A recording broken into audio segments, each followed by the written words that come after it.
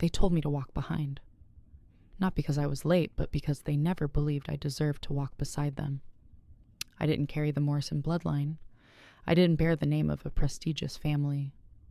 I was just a woman who entered this house with love and stayed through endurance. But on the day of that funeral, when they placed me at the very end like a stranger at the burial of someone I once called family, I knew if I stayed silent any longer, I would disappear. And Andrew knew it too. My husband, the last man in that family who truly saw me, left me a gift, an envelope, a will, a truth, powerful enough to tear every mask apart. The story you're about to hear isn't a fairy tale. It's real, a story of betrayal, schemes, greed, and one woman who finally rose not just to reclaim justice, but to reclaim herself. If you've ever been dismissed, ever pushed aside, ever told to know your place, stay until the end, because this is our story. Chapter 1, The Ex-Wife. Forced to walk behind the coffin and how I stepped forward. I never thought I'd live to see the day when I attended a funeral and felt like an intruder. Andrew died on a Tuesday morning after a sudden stroke while jogging around the neighborhood as usual. The doctor said it was pressure and high cholesterol. As for me, I didn't know whether to grieve or to breathe a sigh of relief. We had been divorced for over a year, yet on paper I was still the woman who had been tied to him the longest, over 2 decades, and still at his funeral I was treated like a stranger. The moment I stepped into the funeral home, I could feel the eyes on me. Not eyes of sympathy, not of pity, but eyes of scrutiny, of judgment, of people silently asking themselves, "What is she doing here?"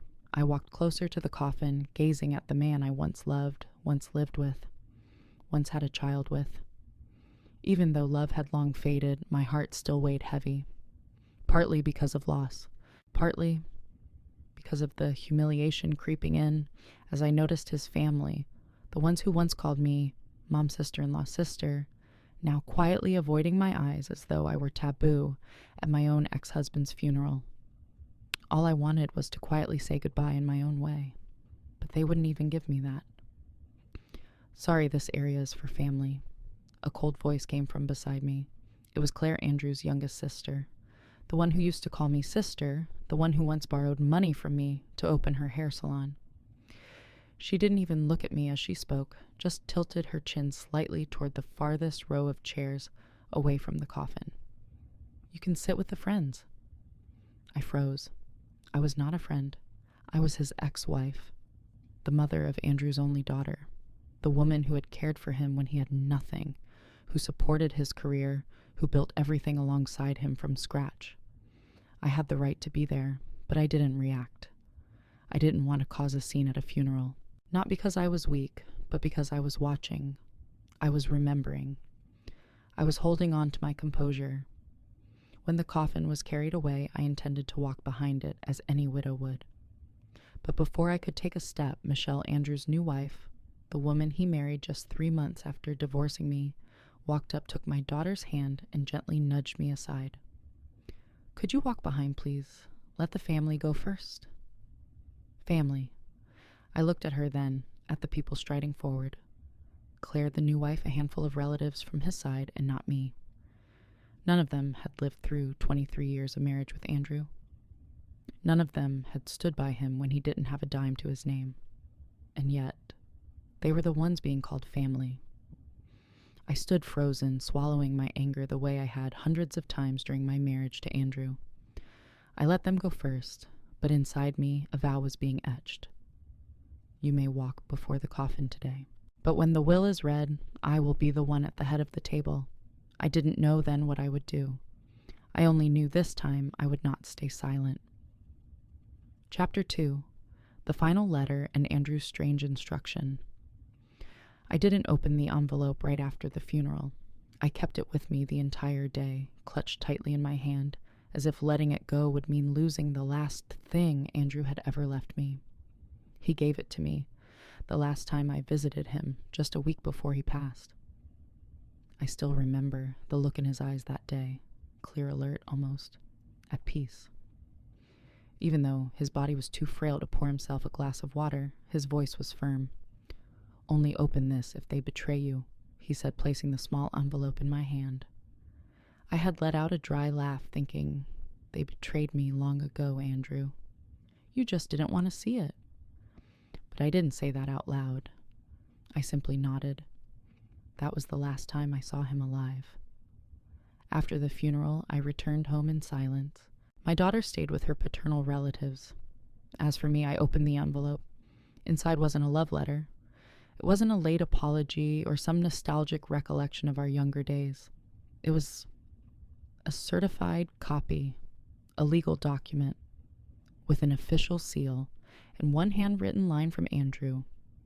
"If they dare to cut you out of my life again, use this. They think they know me, but I always knew who they were." I read that line over and over again. Then I looked down at the document, and my heart began to pound. It was a will, a different one. Not the version his family had hidden. Not the one they would read out loud tomorrow.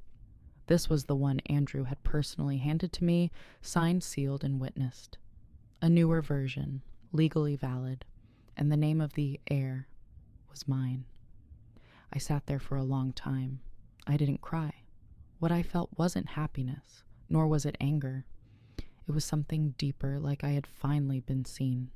Not in words, but in action, after everything Andrew had seen. He had known, and in the end he chose to stand by me right when I needed it most. I put the will away this time, not in my purse, but in the safe. I knew tomorrow they would put on a grand performance.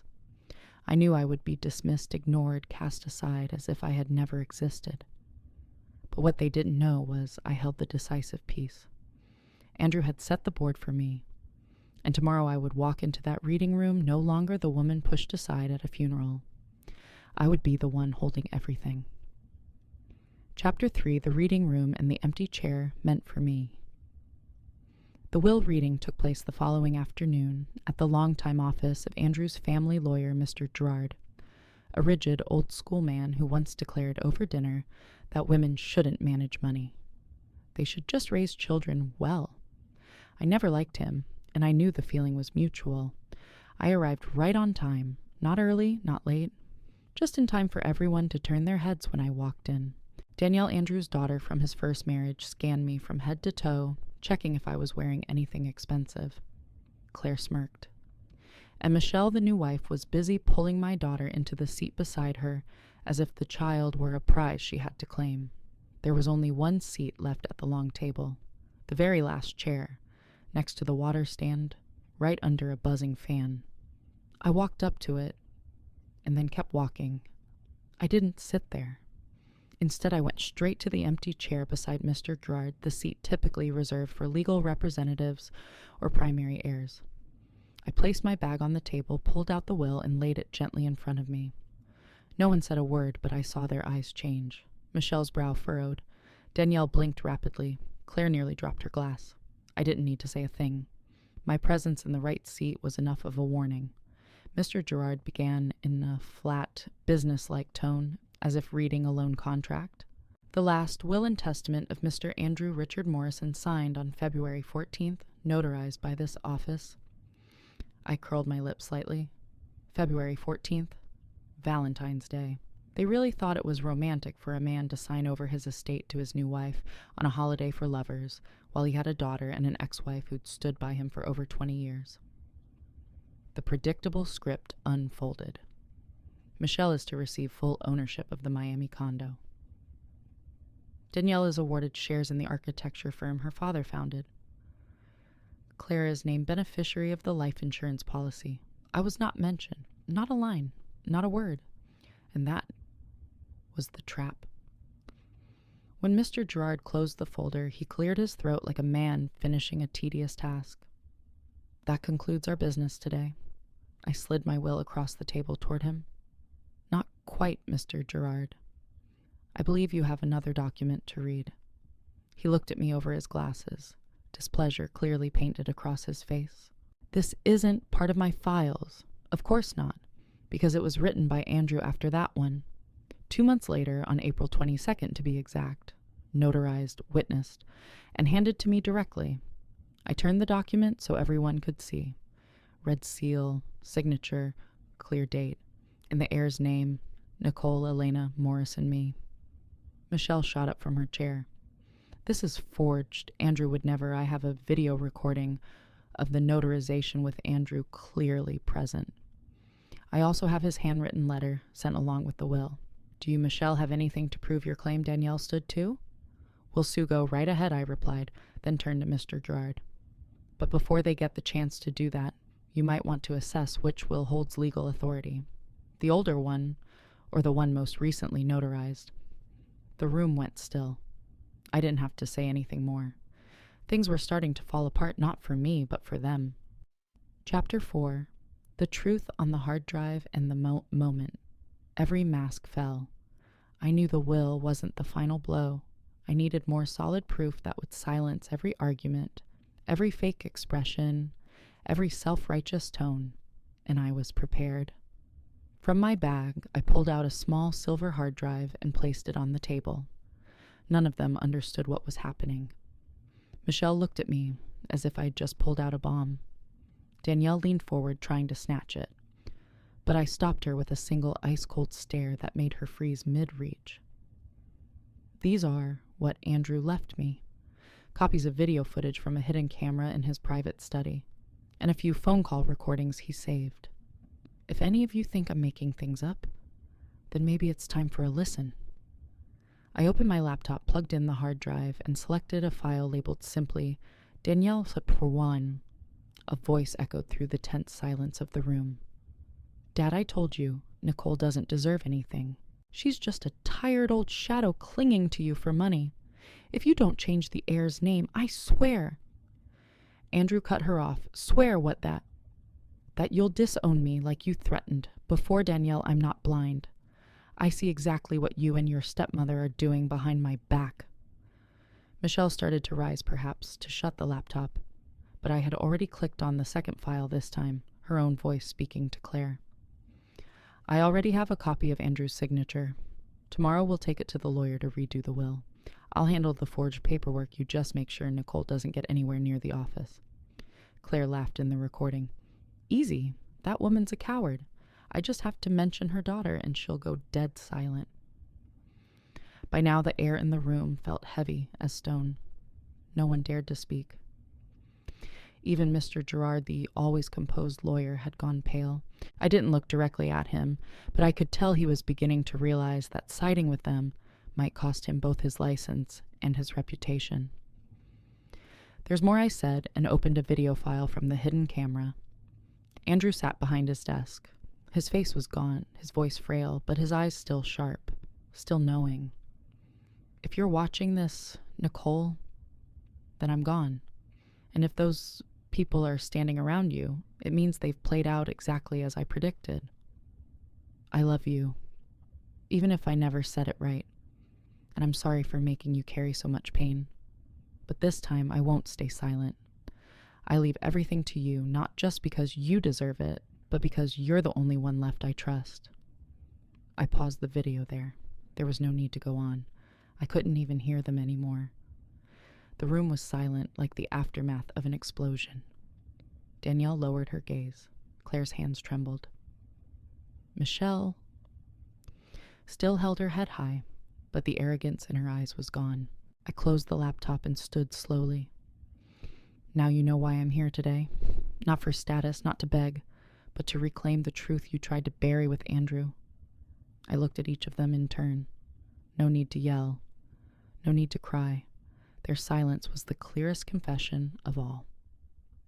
Chapter 5. One by one. Exposed in the light. I used to believe that justice came slowly, but that day it arrived like a storm. The moment Andrew's video ended, I saw Mr. Gerard's entire demeanor shift. The smug, outdated arrogance, the way he used to look at me like a discarded ex-wife, vanished. In its place, silence. Composure. He quietly gathered the old will, slipped it back into his briefcase, and cleared his throat. The version of the will, with the most recent signing date, complete notarization, and verifiable evidence, will be recognized as the legally valid document. I will submit this to the estate tribunal and county court immediately. The will reading, Mom, is hereby concluded." Michelle slammed her palm on the table. "You can't be serious," Claire shot up, finger pointed at me. "What did you do to Andrew? You brainwashed him, didn't you?" That wasn't really him. I remained seated, calm, like someone who had seen this coming all along. "No, Claire, he simply stopped being controlled by you." Danielle collapsed into her seat, whispering to herself, "This can't be real. It can't be. I'm his daughter." I turned to look at her, and for the first time, I didn't see Andrew's daughter. I saw a woman who had traded everything: integrity, decency, even love, for the sake of power. Your father gave you chances, but you thought you had the right to force him to rewrite his will on what grounds no one answered. Because the truth was, they had no grounds at all. I pulled out another document from my bag. This time, it was a set of financial statements records of funds withdrawn from Andrew's business accounts without authorization from his financial advisor. These are improper withdrawals made from company accounts by Mark, Andrew's brother, and Claire, done quietly without oversight. I've worked with an independent auditor, and these reports were already submitted to the Financial Investigations Bureau last week. All eyes turned to Claire. A moment ago, she was bold, now ghostly pale. I was just following Mark's instructions. I didn't know it was company money. And if they dig deeper, I added, I'm confident they'll find transfers to Michelle's private offshore account in Belize. Michelle jumped to her feet, face flushed with rage. You're making this up. I simply smiled and pulled out a letter, an official statement from an international bank, complete with a red seal confirming that the account registered under the name MJ. Roe was legally Michelle's before she changed her surname after marrying Andrew. There was nowhere left to run. I stood, placing a hand lightly on the table. I didn't come here to steal anything. I came to reclaim the truth you all tried so desperately to bury. And with that, I walked out of that room without once looking back. Behind me, I heard Mr. Gerard calling after me to discuss the next steps in the transfer process, but I wasn't in a hurry. I needed a few moments to breathe. The air outside was crisp. For the first time in years, I felt light. Not because I'd won, but because I was no longer the fated shadow lingering in their lives. I was the one who stepped into the light, while they one by one were drowned by their own greed and lies. Chapter 6, the divorce papers, the unraveling, and the final strike. Right after the will reading, I didn't return to the old house. I went straight to my lawyer's office, the place where for the past 6 months I'd been quietly preparing for exactly what had just happened. I sat down in the leather chair, set my bag beside me, and pulled out a folder already signed. Divorce papers. And this time I was the one filing. No one knew that I had never actually filed for divorce during our nearly 2-year separation. Andrew had initiated the paperwork when Michelle entered the picture. But that marriage was never legally registered in the state we lived in. A mistake, or a quiet act of foresight on Andrew's part, I don't know. But the truth was, I remained the only legal wife on record until the day he died, which meant Michelle wasn't just not his wife. Every asset she tried to snatch, every public claim she made as a widow, was grounds for legal prosecution. I signed another set of papers, a lawsuit for defamation and asset misappropriation. I didn't do this for the money. I did it for justice. And for another reason, to make sure she couldn't keep playing the victim card in front of the media. 2 weeks later, I returned to the estate, the home I once shared with Andrew, and which now, according to the valid will, belonged entirely to me. Claire and Mark were under investigation for embezzling company funds. Claire cracked during her very first testimony. Mark ran, but was soon arrested for illegally siphoning money from Andrew's joint investment accounts. Danielle quietly stepped away from the company's operations, trying to avoid being dragged into the inquiry. She once had a future, but ambition had burned all of it to ash. And Michelle, she hired lawyers, hired PR firms, tried to expose me publicly, but no network would run her story. Because before she could say a single word, I released Andrew's original video, this time in full, including the final damning message: if anyone, whether my new wife or my relatives, tries to challenge this will, I give Nicole full rights to use every legal document I've left behind, including the hidden camera footage they don't know I installed in my study. I never wanted my family to become a battlefield, but if they force your hand, then do what's right. Because I choose you, Nicole. That wasn't just a will. It was final recognition, a late apology, a declaration that I was no longer the shadow behind a powerful man. I was the one chosen to carry on his legacy. Not because I was the ex-wife, but because I was the only one who never betrayed him. And when I stepped into that mansion again this time, no one stood in the doorway. No one told me to sit in the back. No one ordered me to walk behind the coffin. I was the only one holding the key. And I opened that door with the very hand they had dismissed for so many years. Chapter 7. The CEO chair and the first time. They had to hear me speak. I thought I would be nervous walking into that boardroom, the room where Andrew once sat at the head of the table, where I used to stand quietly, pouring coffee, or smiling politely beside him like a shadow. But I wasn't. Not that day. Because for the first time I wasn't walking in as the ex-wife. I was the legal heir, the largest living shareholder of the company. The board was fully assembled. Familiar faces, some who used to ignore me at events, others who once gave me pitiful looks when they learned Andrew had left me for Michelle. But today, no one said a word when I walked to the head of the table. I placed a leather briefcase on the table and opened it. Inside was the legal documentation confirming my ownership of over 47% of the company's shares, including Andrew's stake, and the portion Claire had willingly signed over in a desperate bid for leniency. Before anyone speaks, I began, I have one question. How many of you once believed I was just the housewife behind a successful man? No one answered, but the averted eyes said enough. Good. Then let me show you what that housewife is about to do. I presented the restructuring plan, something I'd quietly developed with a team of independent experts. A strategy to eliminate every shady contract Mark had signed, to cut off the fraudulent supply chains Claire had been involved in, and most importantly, to restore the company's image after the will scandal.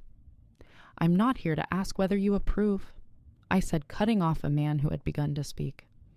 I'm here to inform you as of today, I am the acting chairwoman.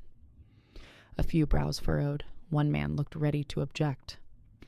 I delivered my second announcement, and I'm calling for a full general shareholders meeting within the next 10 days. If any of you believe I'm not fit to lead, you may vote accordingly. No one said another word. Michelle wasn't in that room. She had lost every title, every ounce of influence, and was now in court for falsifying legal documents. Danielle. She had quietly disappeared from public view. Mark and Claire had been summoned by government investigators. And me, I sat in Andrew's old seat, but this time with my own authority. Not as a wife, not with anyone's hand behind me. I still remember the look on my new assistant's face, a young woman named Lena, when she asked me after the meeting, "Weren't you scared? Walking into that room full of people who once dismissed you?" I looked at her and smiled. Of course I was. I've been afraid for 20 years, and I'm still here. Now I have nothing left to lose. But they do. Chapter 8, I didn't choose silence, and thousands of women heard me. I once thought I would stay silent after it all, keep everything quiet, live peacefully with what I had inherited, and let the past rest where it belonged. But then I realized, if I stayed silent, Michelle would speak, Danielle would speak, the media would speak, and my story, the real story, would be twisted into some ridiculous tale of a greedy ex-wife. No, they had taken my voice for long enough, so I sat down, and I wrote. It began with a 3,000-word essay submitted to a magazine focused on women and justice. I told everything from the marriage, the betrayal, the funeral, the will, the hidden cameras, the evidence, and how I stepped into the leadership chair by my own merit. The piece was titled, "I once walked behind my ex-husband's coffin. Now they walk behind me." Within 24 hours of publication, my inbox was overflowing, not with hate mail as I had feared, but with hundreds of letters from women just like me. One wrote, "You didn't just reclaim justice for yourself. You reclaimed it for all of us, those of us written out of stories we lived through." Another said I was erased from a company I helped build. "Because of you, I've decided to file my lawsuit." And then came the younger women, those who hadn't been married, but who already knew the sting of being dismissed. I'm 28, co-founder of a startup with my boyfriend, but I was pushed out of the leadership team for lacking experience. Now I understand there's no right age when the system already sees you as unworthy of power. The story spread so fast that a major media outlet reached out to request an exclusive interview. They asked, "Are you planning to take more people to court?" I shook my head. "No, I don't need more verdicts. I've already gotten justice. What I need now is to rebuild." I used part of the inheritance to establish the Second Seat Foundation, a fund dedicated to supporting women who had been denied recognition in their families' workplaces or communities. The name came from my own experience, as the woman once told to sit in the back row of a funeral she should have been leading, and I hired Lena, my assistant, to be the foundation's first executive director, because her generation deserves a voice sooner than I ever had. That day, standing in front of a full auditorium at the launch ceremony, I looked down at the crowd. Hundreds of women all ages sat there, eyes fixed, ears open. And as I told my story, not to complain, but to empower, I knew then I was no longer a victim. I was a survivor, a witness, a living testament. That no matter how many times they push you to the back, if you choose the right moment to rise, the whole world will have no choice but to stop and watch you walk through. Chapter 9. Reclaiming power was one thing, but reclaiming my daughter. That's what truly scared me. I could face Michelle. I could walk into boardrooms, reclaim shares, speak to the public. But strangely, the one thing that truly made me tremble was a simple message from my daughter, "Mom, can I see you all this time?" She had lived with Michelle as per the agreement we made after the divorce. I never forced her to choose sides. I thought I was doing the right thing, giving her space, letting her feel things on her own. But deep down, I was scared. Scared that she had already chosen not to need me anymore. And yet that message came short, unadorned, but it shook me to my core. We met at a small cafe near her university. When I arrived, she was already there, both hands wrapped around her coffee cup, as if holding on to the last bit of courage she had. I sat down. For the first time in months, we looked at each other for a long time without saying a word. Finally, she spoke first. "I didn't know you were that strong." I laughed, not out of joy, but out of emotion. "I'm not as strong as you think, sweetheart. I was once too weak to even ask for my name back in a will. But you did it. You didn't let them bury you with Dad's death." I nodded, then gently reached out and took her hand.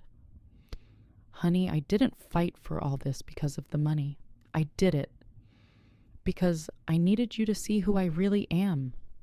Not the abandoned ex-wife. Not the woman walking behind the coffin. I'm your mother, a woman worthy of respect." She stayed silent. Then slowly she pulled her hand away, not to leave, but to stand up and hug me. "I'm sorry for staying silent for so long." We embraced right there in the cafe. No one paid us any attention, but it felt like the world had just sealed up an old wound in my heart. That day when I returned to the estate, the house that had once been a prison, then a symbol of victory, I walked in not as someone seeking vengeance. I walked in as someone who had just found the missing piece of herself. Not the seat of power, not the name on the will, but the embrace of my daughter, the one who had once seen me broken and now saw me rise. Chapter 10. A letter to myself, the woman who was once pushed to the back. I'm writing these words not for the media, not for the court, and not to be filed away in any legal archive. I'm writing this for me. For the woman who once sat quietly on the margins of every room. For the woman who accepted being labeled the ex-wife as if it were a stain. For the woman who silently swallowed tears when she was pushed out of the funeral car, when her daughter was pulled towards someone else, when everything she helped build was divided like an unclaimed object. I write to her to say I see you now, and I'm sorry for letting you be silent for so long. Life doesn't hand out justice to those who wait politely. Life only returns what you dare to demand. And real justice isn't about the sentence delivered to those who wronged you. It's in the moment you rise and reclaim your place without needing anyone's permission. I used to think power was about holding money, securing a seat, having a voice in the room. But now I understand the greatest power is when you no longer need anyone to validate your worth. I no longer need to fight for a seat at anyone's funeral. I don't need to be called Mrs. Morrison, because I have my name and I carved it into that family's history through action, not approval. I close this journey not with a victory parade, but with an embrace from my daughter and a belief that any woman, no matter how dismissed, abandoned, or shut out of power, can rewrite her story. I rewrote mine. Now, it's your turn. I was once made to walk behind, once told I wasn't family, once forced into silence when my husband betrayed me, when my mother-in-law manipulated me, when their entire family treated me like an obstacle. But the moment I sat in that seat of power, in the very room where they once dismissed me, I understood something you don't have to scream to be heard. You just need the right moment. And when that moment comes, you don't need fire to get revenge. You answer them with truth, with the law, and with the power they once ripped from your hands. Have you ever walked behind, been overlooked, erased from the story of your own life? Don't wait for someone to give that power back to you. Take it, the way I did. Thank you for staying with me until the end of this story. And if you believe that every woman deserves respect, deserves to be heard, and deserves to stand exactly where her heart was meant to, then don't forget to subscribe, like this video, and share it with someone who needs strength today. My name is Nicole. I once walked behind, but today I've risen ahead of them all.